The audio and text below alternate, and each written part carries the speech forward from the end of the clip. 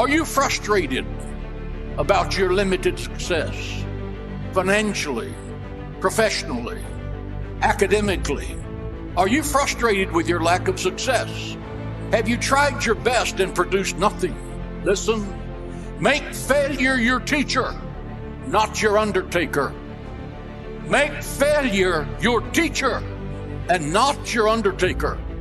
Persistence overcomes resistance. Persistence is the willingness to give another try rather than to look for an alibi. Persistence finds a way while others are looking for an excuse.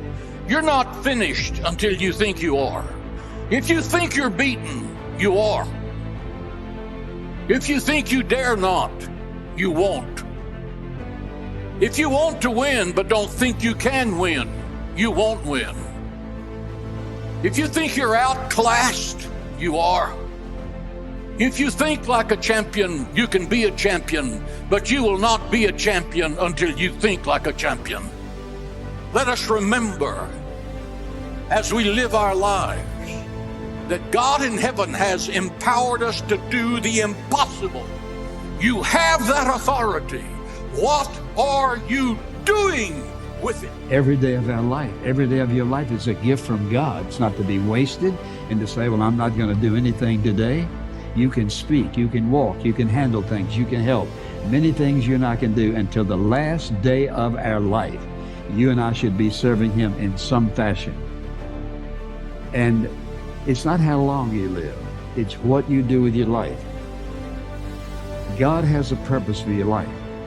You need to find out what it is and give Him your life and ask Him to build strength into your life so that whatever years you have left, you don't want to waste them.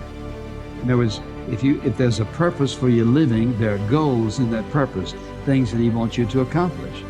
And oftentimes a person won't set a goal in their life because they think, well, that's too high. God would never do that for me. So they get down here. No, listen, is God weak? No. God's great. He's powerful. He's omniscient.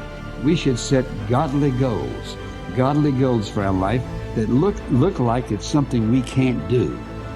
But God will help you reach it if you're willing to walk the pathway of obedience and faith and an optimistic spirit, trusting Him in everything you do. Let me tell you something. Every day, every moment of your life, you need God's help.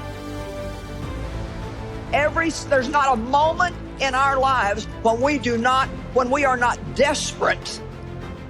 You understand me? Desperate for God's help.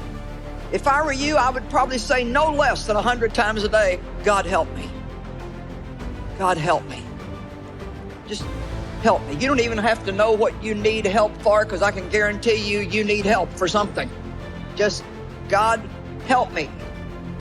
And I wish that I could explain the mystery of it to you, but just to sit down.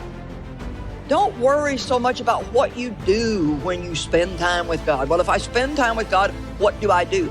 Truthfully, and I hope this, is not doctrinally insane, but I don't really think it matters so much what you do. I think the thing that's important is that you have come to Him. You're giving Him time, and by coming to Him, you're saying, I'm afraid to start this day without you. I don't trust myself. I need you. Help me, strengthen me.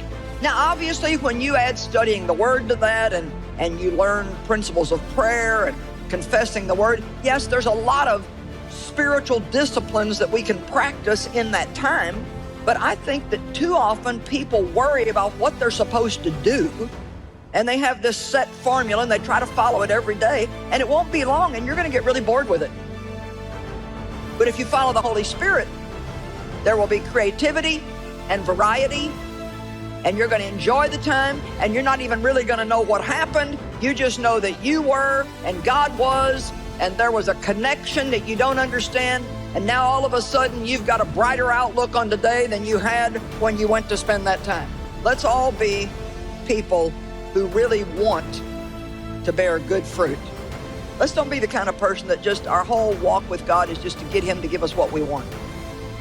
Let's be more concerned about what we can give to God, how we can represent Him how we can be an ambassador for Every Christ. day, we need to put on a fresh, new attitude. You know why? Yesterday's attitude will get old. If you don't start afresh and anew, then you'll bring all the negative from yesterday into today.